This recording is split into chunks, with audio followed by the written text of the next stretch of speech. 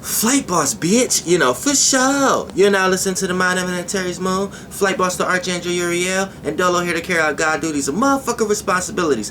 And right now we're going to talk about Saturn going into Capricorn for all Gemini ascendants. Now this is the main theme that's going on with you for your life. So you can break it down into other ways, see what other planets is squaring and opposing certain things, so you can start to see the broader realm of reality of it. But this is the main theme, so you can build on this in so many ways, shapes, and forms in your life. So for the most part, Capricorn is going to, with Gemini being in your first house, you're going to have Capricorn in the 8th house. So, you know, in so many ways, shape, and form, you may even have, based upon a degree, you may even have Saturn playing the fence still in your 7th house in a lot of ways. But you know, you already done built and shaped and rebuilt this castle. You already rebuilt this house. So right now you already cleaning up, you know what I'm saying? You already throwing away the trash. You already experienced what would have happened if tornado came through and things of that nature. So right now you're getting mentally prepared, or if not already, for your Saturn to go smoothly in the 8th house. Now Saturn works as a bulldozer, so it's going to be like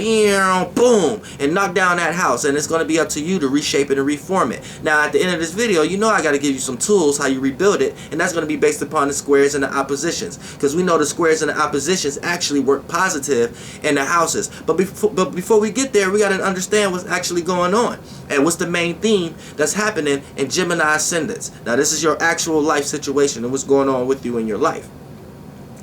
Now, what is the 8th house? The 8th house represents the behind the scenes realm, the alternative motive, your alternative motives, other alternative motives. You know what I'm saying? So based upon what element of the sign, what sign and what element that you have in this house, that's going to be how you see the behind the scenes realm, how you dive in the deep, how you perceive the dark, and how much you can see in the dark. So you know, anytime you're in the dark, these are things that make you intrigued about these things. So you know, anytime someone's stealing or putting a wool over your eyes or being manipulative or cheating on you or things of that nature, you are in the dark about these things because you don't have the 9th house flashlight yet. So you are just intrigued about it. So it would make you, it would turn you into a person who are into detective type things and figuring out things and trying to discover undiscovered things and deep hidden things and research and things of that nature. So it'll take your spirit, and you know, the 8th house goes, every house have its own deepness to it, so we ain't really got to go all in these places. But mysticism, occult, astrology, science, mysticism, you know, and the occult is just doing things behind closed doors. So sex is even an occultic act. So if you having sex out in the open, you're not utilizing sex as an occultic act. You see what I'm saying? But feel all the expressions and feelings and vibrations you would get from that if you actually done that. You see what I'm saying? Now, actually also, mysticism, that's just communicating with the universal law, communicating with emotions and feelings other than words and language. So that's another video, but you know, that's all dealing with the 8th house here. So you know, all this, and then deep desires, deep willpower, passions, and motivations. You know what I'm saying? All your deep goals, your deep desires, and things that transform you in your life. All these things is getting knocked down. That house is getting knocked down by the Saturn bulldozer. So you gotta, so that's the main thing right now. All your innermost, you know, even your secrets that you have kept, because that's the 8th house also. Secrets and things that's secret to you and inside you. That's going to get tore down. They're not, so it's going to force you to not perceive these things to be secrets anymore. Or if you don't let them go in that fashion, a certain circumstance or situation going to play out through a person, place, or thing in a certain way that your secret is no longer end up being a secret. It end up no longer being a secret, and then you're going to feel super vulnerable. And Saturn is going to teach you to not be vulnerable to certain things and learn different vulnerabilities and things of that. You see what I'm saying? Saturn is knocking down a bunch of shit in your 8th house. So, you know, a bunch of your deep desires and passions is going to be knocked down. You're going to see these things not working. You're going to see these things having to take reshapes and be regrouped and reformed. So this is the main theme. You know, your 8th house getting knocked down, and everything that you held on to that was private and sacred to you is being tore down and having to take new shapes and forms. Now, in this placement right here, now to get control of this and not experience a bunch of storms when you don't have a roof, because your house gonna get knocked down. So you know, you may experience a lot of storms coming and you ain't got no roof. Now, to help build a house a lot faster here and help build a roof a lot faster, so you'll experience a lot of negative experiences, and you can regroup a lot faster, is you have to apply the positive aspects, which is the squares and the oppositions. So let's start with the opposition. Now, the opposition to the second house will be, the opposition to the 8th house, which was Saturn will be in, is the second house. So you could correlate yourself if any other planets is there, or this, that, and third. But for the most part, Saturn being in your 8th house is going to be opposing to your second house. So off the bat, it's going to be friction. It's going to be opposite. You got to make this a give and receive match, but it's automatically going to be a tug of war match. And what's the tug of war match? Now, the second house represents the house of values, what you have to offer to the world. You know, practical, and what you have to offer to the world could be internally or externally. Internally could be a gift, talent, trait, something that you have inside of you that you need to bring out. Externally could be through a person, place, or thing. You may be around another gifted and talented person, but you may be the resource that they need to get from point A to point B, so you can utilize them to get from point A to point B.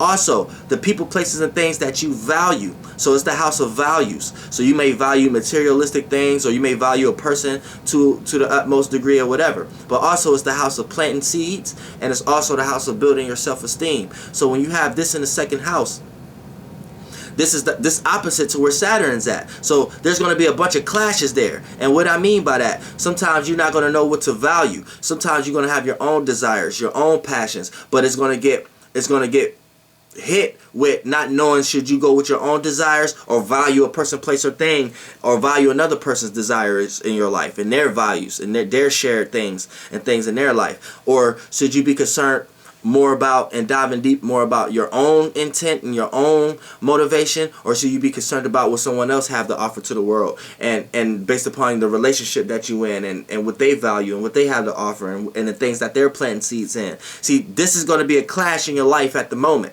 You know what I'm saying? This is going to be a heavy clash. So to make this a give and receive match other than a tug of war match, sometimes you may have to set aside sometimes you may have to set aside that sense of everybody having an alternative motive, because that's how the 8th house happen. Things when planets come into the 8th house, you always have a sense of someone having an alternative motive and things of that nature. And what is Saturn? Saturn represents how one sees reality, how one places and receive boundaries and restrictions in their life, and it's how one gains structure in their life based upon a person, place, or thing, or a job, or whatever. So Saturn is going to help you see the reality of your 8th house, help you see the reality of alternative motives, if you had them or if others had them, help you see the reality of manipulative situations, help you see when things wasn't taking structure, help you see the reality of why it wasn't taking structure and things of that nature, and help and take structure of the realm that has no structure, which is the 8th house.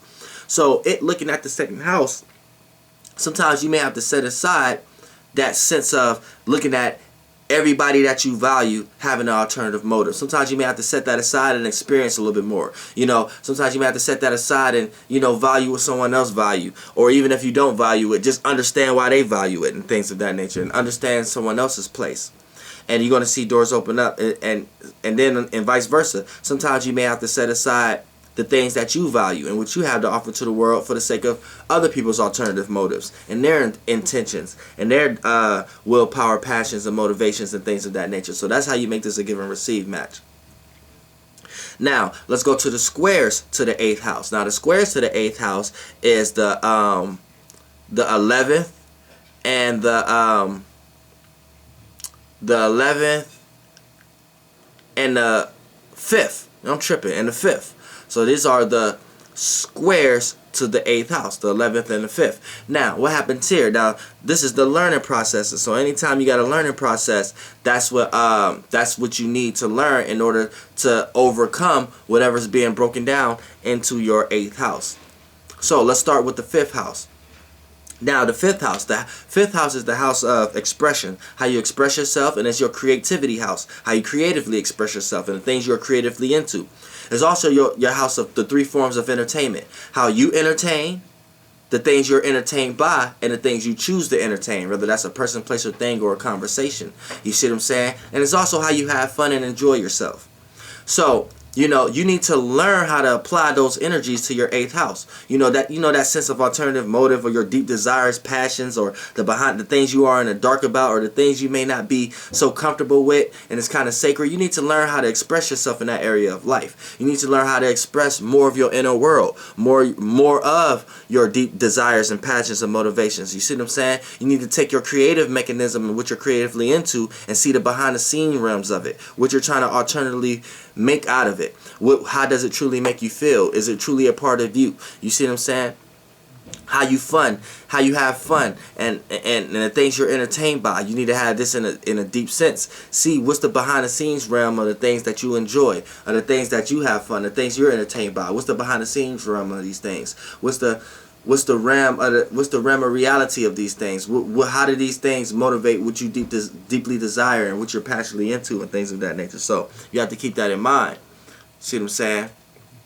Now, when we get to let's go to the 11th house. Now, the 11th house, you need to learn how you conduct yourself in the public arena, how you deal with the unknown and unfamiliar. Now, the unfamiliar is like long distance, close proximities. You see what I'm saying? Now, you probably thinking that don't make sense. Long distance, close proximities. People that is close to you, but they have a long distance brainwave to you. For an example, it could be somebody up the street or on the next street, but they're not close proximity, so they're not like your brother. Like, it's not like your third house shit, like your brother, sister, mother, father. It's more like it's like your uncles, aunts, cousins, you know what I'm saying, associates, things you are associated with, your organizations, and things how you organize, and and the location of your job, and things of that nature within the public. And dealing with the unknown. The unknown is like science, astrology, occult, mysticism, and technology. Dealing with all things that's dealing with technology, computers, phones, texting, messages, social abilities, and things of that nature.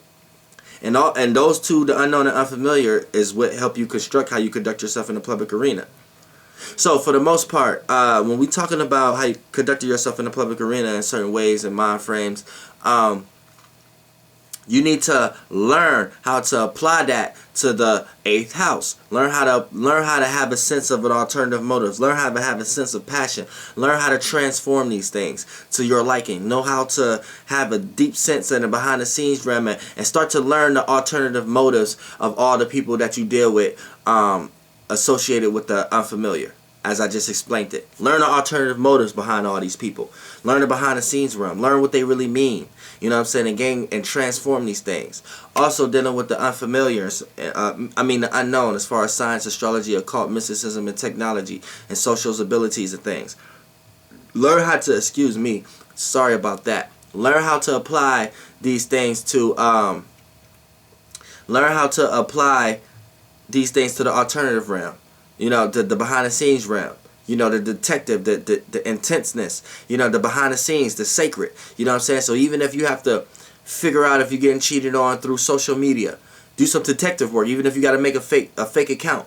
Even if you got to do, you know what I'm saying? Do the behind the scenes realm, occult type things to understand what's going on in your life publicly, or your public associations, or how you conduct yourself in the public arena, to even meet new people, or even when you go out in a public location. All this is tied to the 11th house. Your associates you deal with and things of that nature. You know, start to understand the behind the scenes realm of these things and these natures. Now, and as long as you learn how to apply these to the 8th house, you should be alright. Now, anything tied to the water house is not going to be reality based, but Saturn is here to construct reality. So Saturn is going to build a firm basis for your own fixated way of dealing with your own emotions and feelings, basically. You see what I'm saying? It's gonna help, so you don't have to be over worried when things is in chaos. You're able to have a shape and form when things in your life truly is going in formless and shapeless ways. So that's what Saturn in the 8th house is actually teaching you, and that's the main theme of your life right now, Geminis. Flight boss, bitch.